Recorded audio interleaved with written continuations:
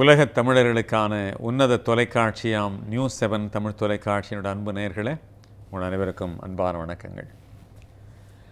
அரசியலிலே பெரிய பதவிகளிலே இருப்பவர்களுக்கு பல கோரிக்கைகள், விண்ணப்பங்கள் விடுக்கப்படும். அதிலே ஒரு வித்தியாசமான விண்ணப்பம், வித்தியாசமான கோரிக்கை, அடிக்கடி விடப்படுகிற கோரிக்கை, நீங்கள் பதவியை ராஜினாமா செய்ய வேண்டும், ராஜினாமா செய்யுங்கள், இப்படி ஒரு தவறு நடந்து விட்டது, நீங்கள் ராஜினாமா செய்யுங்கள் என்று. ஆனால் இதற்கெல்லாம் நம்முடைய அரசியல்வாதிகள் அசைந்து கொடுப்பவர்களா என்றால் அது ஒரு பெரிய கேள்விக்குறி. லால் பகதூர் சாஸ்திரி அவர்கள் அரியலூரிலே நடந்த ரயில் விபத்திற்காக அப்பொழுது ரயில்வே துறை அமைச்சராக இருந்தார். அவர் தன்னுடைய பதவியை ராஜினாமா செய்தார். எங்கோ நடந்த யாரோ செய்த ஒரு தவறுக்காக தான் தார்மீக பொறுப்பேற்று அதன் மூலமாக தன்னுடைய கண்ணியத்தை வெளிப்படுத்திய அற்புதமான பெருமகன் லால் பகதூர் சாஸ்திரி அவர்கள். இங்கிலாந்து நாட்டிலேயும் இப்படிப்பட்ட கண்ணியம் இருக்கிறது என்பதை அண்மையிலே நாம் பார்த்தோம்.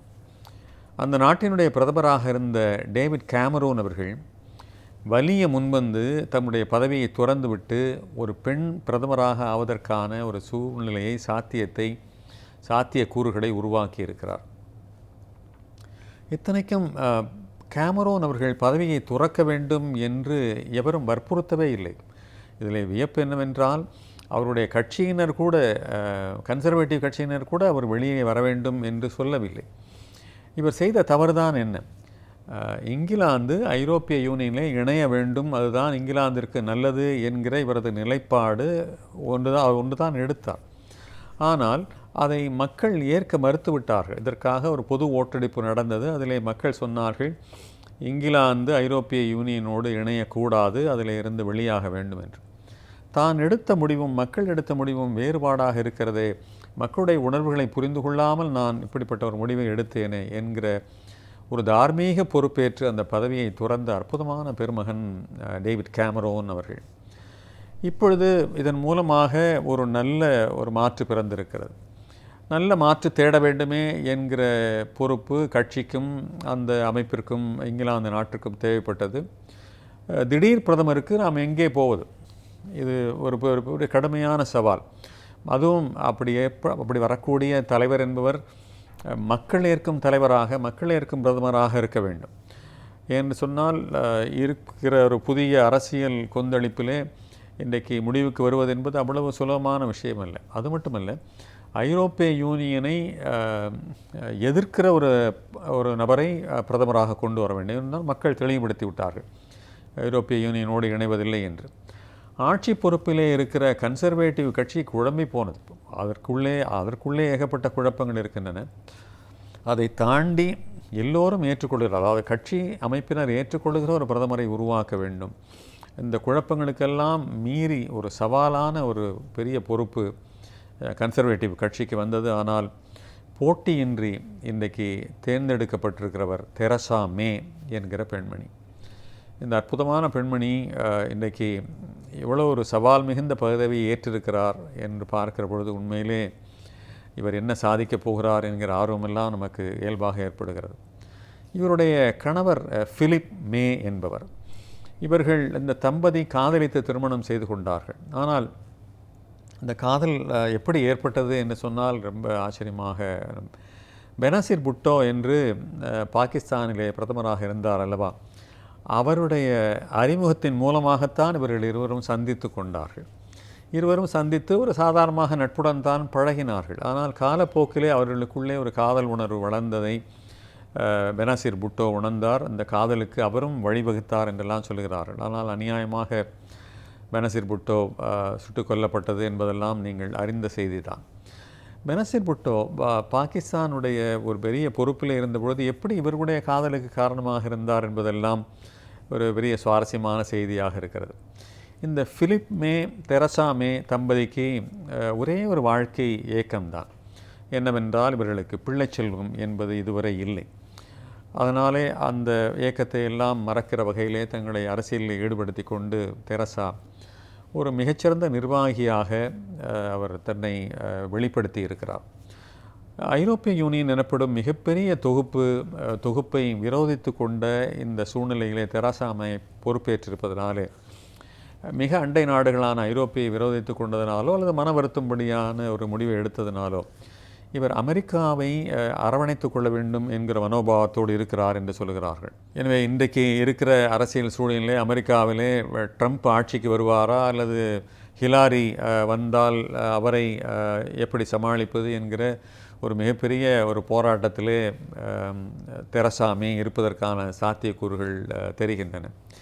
இங்கிலாந்தினுடைய முன்னாள் பிரதமரான தாட்சருக்கும் இவருக்கும் மிகப்பெரிய ஒற்றுமை என்னவென்றால், தோற்றத்திலே அதிசயமாக இருவரும் கிட்டத்தட்ட ஒரு சகோதரிகளைப் போல காட்சியளிக்கிறார்கள். அது பாப் வெட்டி அதே போன்று உடை அணிந்து கிட்டத்தட்ட முகபாவம் கூட கிட்டத்தட்ட ஒன்றாக இருப்பதை போன்று தோன்றுகிறது.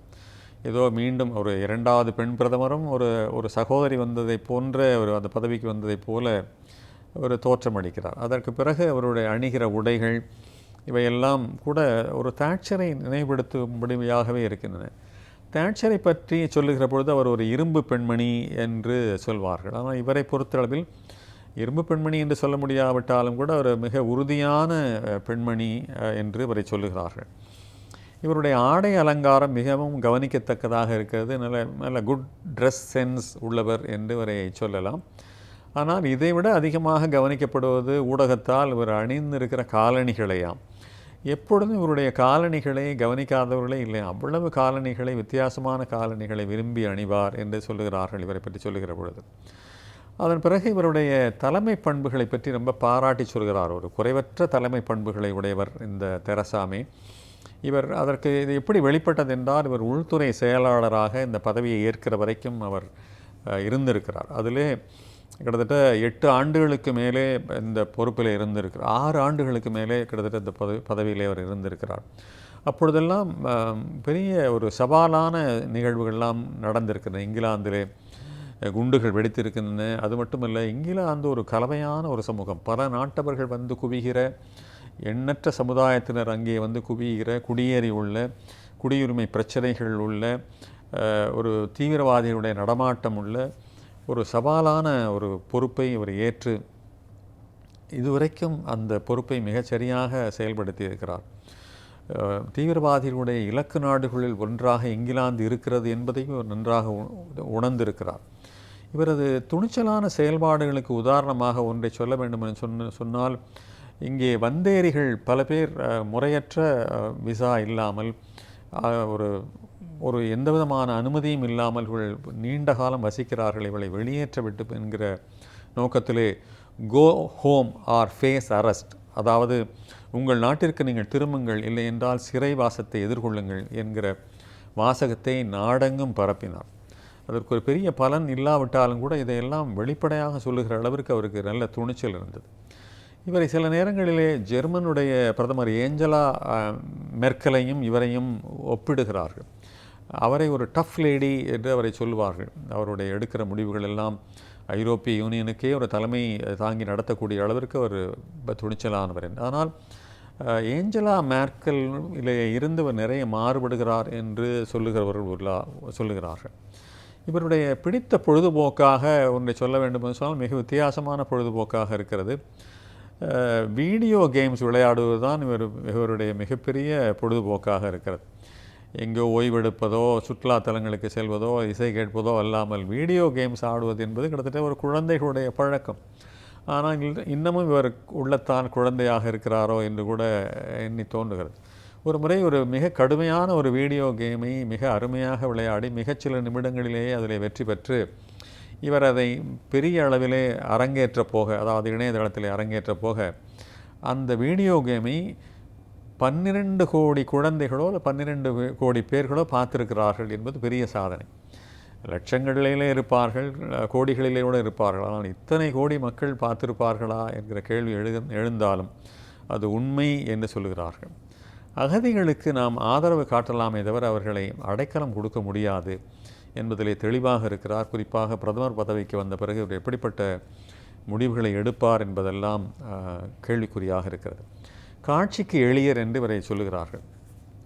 யார் படம் எடுத்துக்கொள்ள வேண்டும் என்று சொன்னாலும், சந்திக்க வேண்டும் என்று சொன்னாலும் உடனே சந்திப்பார் என்று இவரை பற்றி நல்லபடியான அபிப்பிராயம் உலவி வருகிறது. இவர் உள்துறை அமைச்சராக இருந்த வரைக்கும் அது சாத்தியமாயிற்று. இப்பொழுது பிரதமராக ஆன பிறகு சாத்தியமா என்று தெரியவில்லை. ஆனால் அடிப்படையிலே எளிமையானவர்கள் என்றென்றைக்கும் எளிமையானவர்களாகத்தான் இருப்பார்கள். இந்த எளிமை எப்படி ஒப்பிடலாம் என்றால், லண்டனுக்கு சென்ற அனுபவம் எனக்கு உண்டு. அங்கே இருக்கிற காவல்துறையினரோடு ஒரு படம் எடுத்துக்கொள்ள வேண்டும் என்று சொன்னால் அவர்கள் அதை சம்மதிக்க மாட்டார்கள், பெரும்பாலும் மறுத்து விடுவார்கள். அதே போல் பிரிட்டிஷ் ராணியினுடைய அரண்மனை வாயிலே நிற்கிற ஒரு அருமையான தோற்றம் உள்ளவரோடு படம் எடுத்துக்கொள்ள வேண்டும் என்று சொன்னால் அவர் திரும்பிக் கொள்வார். அப்படியெல்லாம் ஒத்துழைக்காத அந்த இங்கிலாந்து மக்கள் மத்தியிலே ஒரு பிரதமரானவர் எல்லோரும் சகஜமாக பழகிற மனோபாவம் உள்ளவராக இருக்கிறார், புகைப்படம் எடுத்துக்கொள்வராக இருக்கிறார் என்பதெல்லாம் அந்த எளிமையை நாம் வியக்க வேண்டியிருக்கிறது.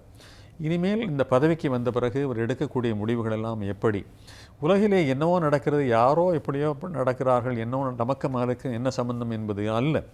ஒரு பெண்மணி ஒரு தலைமை பதவியில் அமர்ந்த பிறகு எப்படியெல்லாம் அவர் முடிவுகளை எடுக்கிறார், எப்படியெல்லாம் அவர் பிரச்சனைகளை சந்திக்கிறார், பிரச்சனைகளுக்கு அவர் என்ன பதில் சொல்கிறார் என்று நம் ஊர் பெண்களோ நம்மவர்களோ உன்னிக்க ஆரம்பித்தால் ஒரு பெண்மணி எப்படி பிரச்சனைகளை கையாளுகிறார் என்பதை தெரிந்து கொள்வதன் மூலமாக நாமும் நம்முடைய வாழ்க்கையிலே அதிலே இருந்து ஏதாவது பாடங்களை, படிப்பினைகளை பெற்றுக்கொள்ள முடியுமா என்று சிந்தித்து பார்க்கலாம்.